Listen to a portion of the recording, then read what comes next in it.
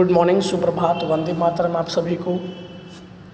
आज के इस वीडियो लेक्चर में विभाग 1 पार्ट 3 को मैं कंटिन्यू करने वाला हूं, जिसमें आज हमारा जो टॉपिक होगा नोटिस और परिपत्र। इन दोनों टॉपिक के बारे में हम कंप्लीट डिस्कशंस करेंगे इस वीडियो लेक्चर में।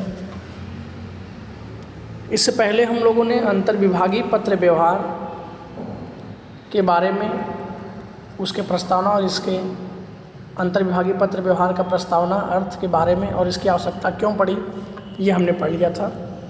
यदि आप लोगों में से किसी ने इसके वीडियो को नहीं देखा हो तो प्लीज़ जाके देख लीजिए। तो अंतर्विभागीय पत्र जो है वो 3 स्वरूप में हो सकते हैं, ये भी हमने पढ़ा था। कौन कौन से 3 स्वरूप हैं? ऐसा नहीं कि पत्र व्यवहार जो दिया जाए वो एक ही स्वरूप है, वो 3 स्वरूप दे सकते हैं। मतलब किसी को नोटिस देना हो तो भी वो अंतर्विभागीय पत्र व्यवहार का ही हिस्सा माना जाएगा। तो अंतर्विभागीय पत्र व्यवहार 3 स्वरूप में थे: नोटिस, परिपत्र और मेमो। इन तीनों के बारे में हम डिस्कशंस करेंगे, थोड़ा विस्तार से हम चर्चा करेंगे। तो नोटिस के बारे में पहले पढ़ लेते हैं। नोटिस का अर्थ क्या है? व्यापारी पीढ़ी या संस्था में कानून या वैधानिक अथवा कार्यालय के ढांचागत बातों व उसमें होने वाले परिवर्तन तथा उसके अमलीकरण से संबंधित कार्यालय के कर्मचारियों को जानकारी देने हेतु लिखा गया पत्राचार नोटिस। कितनी बातें आ गई। कोई व्यापारी पीढ़ी या संस्था में कानून या वैधानिक, मतलब कोई लीगल चीज़ बताना हुआ, या फिर अथवा कार्यालय के ढांचागत बातों, मतलब ऑफिस के किसी बातों को कर्मचारी को बताना हुआ। जैसे अगर टाइम टेबल बदला तो वो नोटिस स्वरूप में भेज सकते हैं, या ऐसा मान लीजिए कि 10 दिन की छुट्टी देनी है तो नोटिस स्वरूप में भेज सकते हैं कि सभी कर्मचारियों को सूचित किया जाता है कि इस तारीख से इस तारीख तक इस कारण के लिए रजा छुट्टी रहेगी। तो ये नोटिस होता है जो आपके स्कूल में आपके पास जो नोटिस आती होगी दिवाली छुट्टी की या एग्ज़ाम की नोटिस आती है, वो नोटिस ही हो गया। बस उसे कंप्लीट उसका परिभाषा बताना है यहाँ पर। तो व्यापारी पीढ़ी या संस्था में कानून या वैधानिक अथवा कार्यालय के ढांचागत बातों व उसमें या कार्यालय के ढांचागत बातों को बताने के लिए या उसमें होने वाले परिवर्तन तथा उसके अमलीकरण, उसको अमल में लाने के लिए कि आपको इतने तारीख से ये कार्य को अमल में लाना है, ये भी हो सकता है।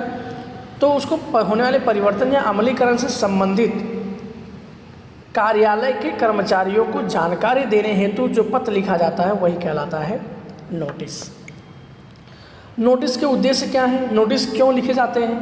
आपको एग्जाम में पूछ सकता है 2 मार्क्स के लिए। ये इम्पोर्टेंट टॉपिक है, एग्जाम में कभी कभी पूछता ही है, 2 मार्क्स के लिए पूछ सकता है।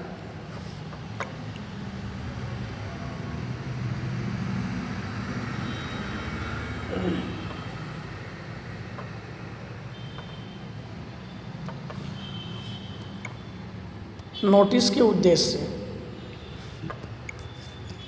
पहला, जब नीति विषयक बातों का मतलब जब कोई मान लीजिए पॉलिसी, कंपनी को चलाने के लिए कोई नीति बनाई गई, कोई पॉलिसी तैयार की गई, कोई नियम बनाया गया, यानी जब नीति विषयक बातों का संपूर्ण पालन न होता हो, मीन्स कंपनी का जो नीति बनाई गई है, जो नियम बनाए गए हैं उसका संपूर्ण पालन न होता हो, तब कर्मचारियों का ध्यान खींचने के लिए, ध्यानाकर्षण करने की, मतलब उनका ध्यान खींचने के लिए, उनको समझाने के लिए नोटिस लिखी जाती है। पहला उद्देश्य।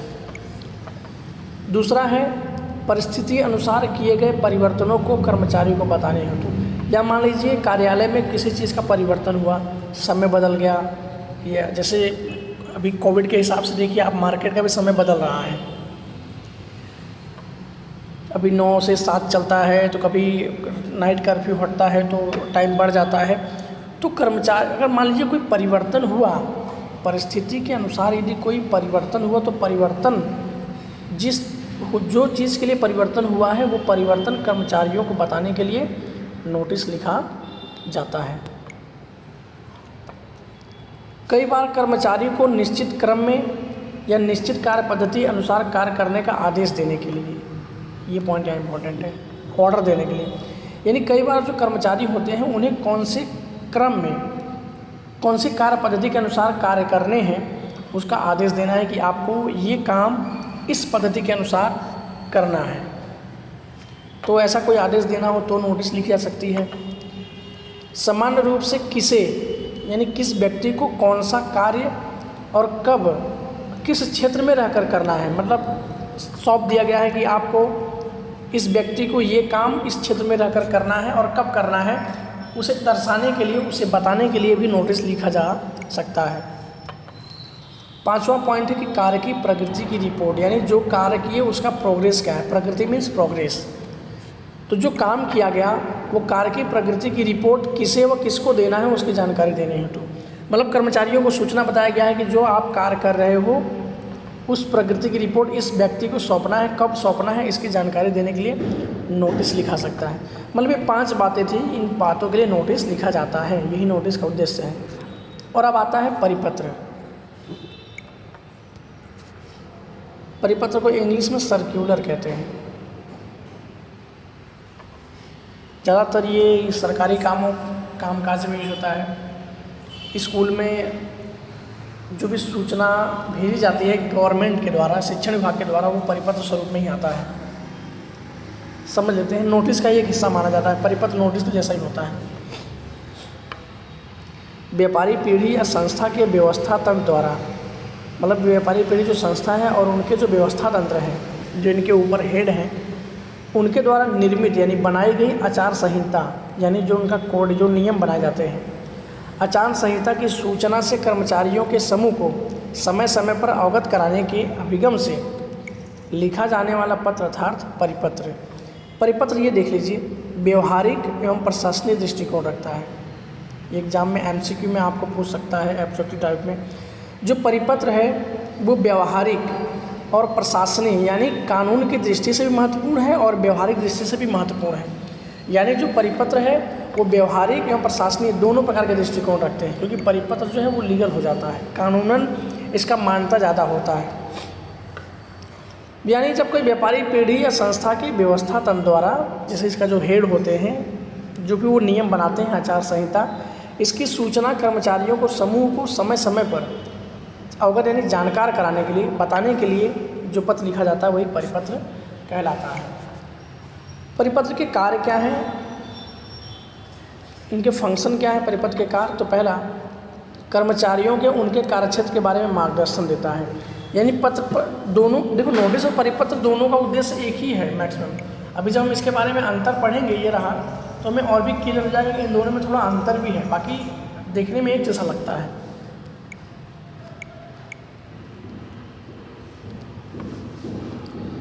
तो कर्मचारियों को उनके कार्यक्षेत्र के बारे में मार्गदर्शन देना, मतलब जो वो काम करते हैं उसको उनको मार्गदर्शन देने का काम परिपत्र द्वारा हम बता सकते हैं कि ये काम आप ऐसे करिए, परिपत्र स्वरूप में बता सकते हैं। व्यवस्था तंत्र द्वारा यानी मैनेजमेंट द्वारा लिए गए निर्णयों को, निर्णय यानी डिसीजन को योग्य पालन संबंधी कर्मचारियों को मार्गदर्शन देता है। मीन्स हम परिपत्र द्वारा ये बता सकते हैं कि व्यवस्था तंत्र द्वारा ये निर्णय लिया गया है, यानी व्यवस्था तंत्र द्वारा लिए गए निर्णय को भी हम लिखित स्वरूप में परिपत्र द्वारा बता सकते हैं। कर्मचारियों से क्या अपेक्षा है उसके विषय में स्पष्टीकरण करता है। मतलब हमारे यहाँ जो एम्प्लॉयज़ काम करते हैं, मैं उससे क्या अपेक्षा रखता हूँ, वो कितना प्रोडक्शन कर सकता है, मीन्स कितने वस्तु का उत्पादन कर सकता है, या मैं उससे और क्या अपेक्षा रखता हूँ कि मुझे अच्छा काम करके देगा या आप यही काम करिए, उसके स्पष्टीकरण के लिए परिपत्र लिखा जा सकता है। कर्मचारियों में समानता रखने का काम करता है। कर्मचारियों में समानता रखने का काम इसलिए करता है क्योंकि परिपत्र जो होता है ना, सभी कर्मचारियों को समान रूप से लागू पड़ता है। ऐसा नहीं, अब देखिए जो स्कूलों के लिए परिपत्र आता है गांधीनगर से, शिक्षण अधिकारी जो पत्र आता है ना, वो सभी स्कूलों में समान रूप से आता है और सभी के ऊपर समान नियम लागू होते हैं। किसी के ऊपर कम, किसी के ऊपर ज़्यादा नियम ऐसा लागू नहीं होता। तो ठीक परिपत्र भी ऐसा होता है, जो भी नियम बनेगा, जो भी मार्गदर्शन बनेगा, वो काम कर रहे कर्मचारियों के लिए एक समान होगा, मतलब वो सभी कर्मचारियों के लिए नियम एक समान होगा। क्लियर? परिपत्र के लक्षण पढ़ लेते हैं। कैरेक्टरिस्टिक्स, परिपत्र के लक्षण क्या है, कैसे पहचानेंगे परिपत्र ही है? तो परिपत्र किसी एक कर्मचारी को नहीं परंतु कर्मचारीगण को संबोधित करके लिखा जाता है। जबकि नोटिस जो होता है ना, वो किसी एक ग्रुप, किसी एक व्यक्ति को लिख सकते हैं या व्यक्ति के समूह को लिख सकते हैं। लेकिन जो परिपत्र है वो किसी एक कर्मचारी को नहीं लिखेंगे, वो सभी कर्मचारी यानी कर्मचारियों के समूह को लिखा जाता है। काम जितने कर्मचारी काम करते हैं ना, समूह में ये हो गया और ये एक हो गया। तो आपको इतना याद रखना है कैसे पहचानोगे।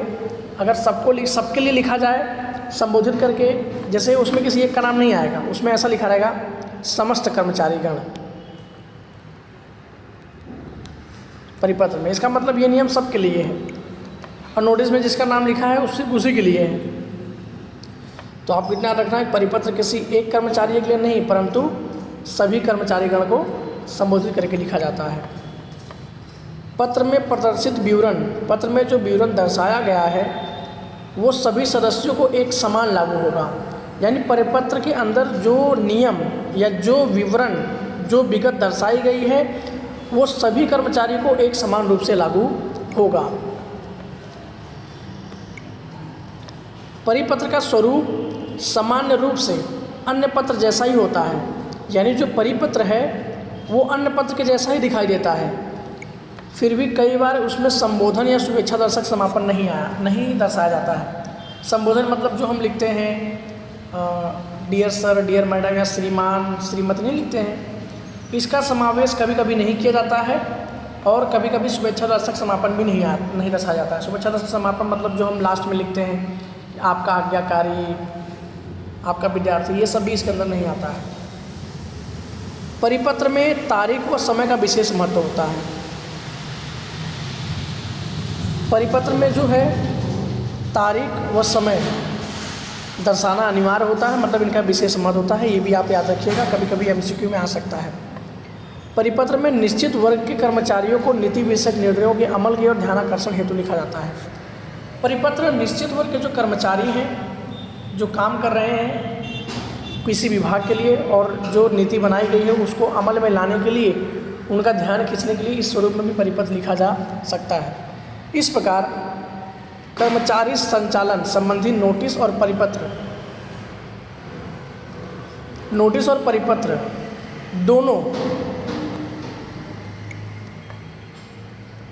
दोनों नियत संदर्भ में सूचना संचार द्वारा कर्मचारियों को उनके दायित्व के प्रति सचेत करता है। मतलब वो चाहे नोटिस हो या चाहे परिपत्र हो, दोनों का काम है कर्मचारियों के दायित्व को सचेत करना कि आपकी ये जिम्मेदारी है, आप काम करिए। मतलब दोनों का उद्देश्य एक ही आ रहा है, कर्मचारियों से कुछ अपेक्षा की जा रही है कि आप ये काम करिए, लेकिन फिर भी इनके बीच निम्नानुसार यानी नीचे कुछ अंतर बताया गया है वो देखा जा सकता है। नोटिस और परिपत्र के बीच अंतर।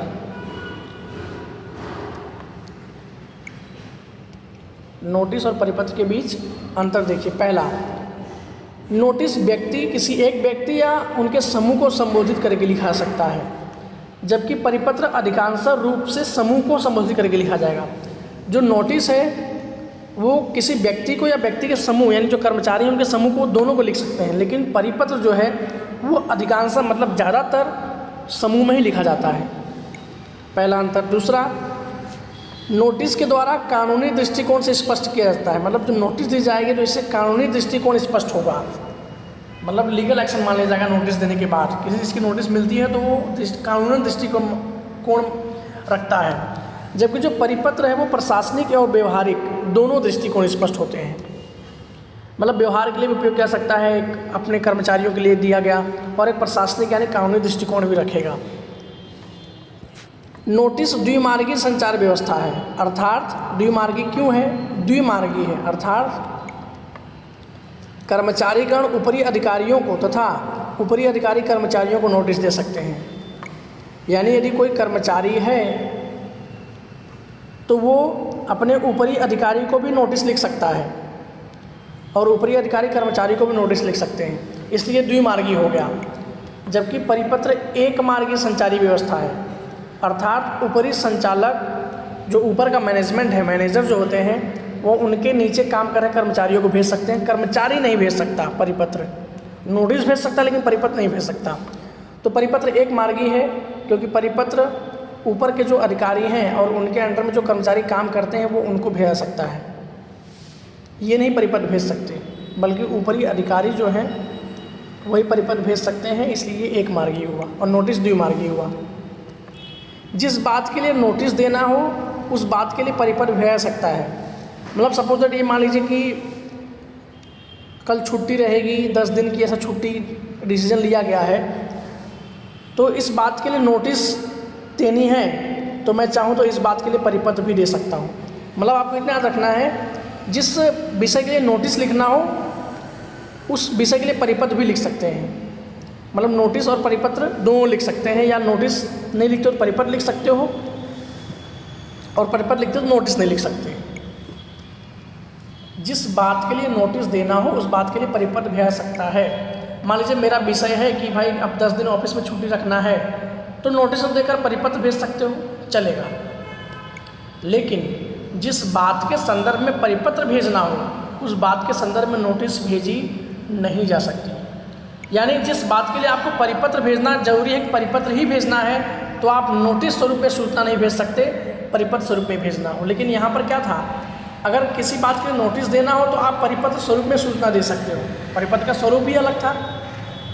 यानी यहाँ पर दोनों काम हो रहा है। यहाँ पर परिपत्र जिस बात के लिए देना हो नोटिस नहीं दे सकते हो, परिपत्र स्वरूप में सूचना भेजनी है।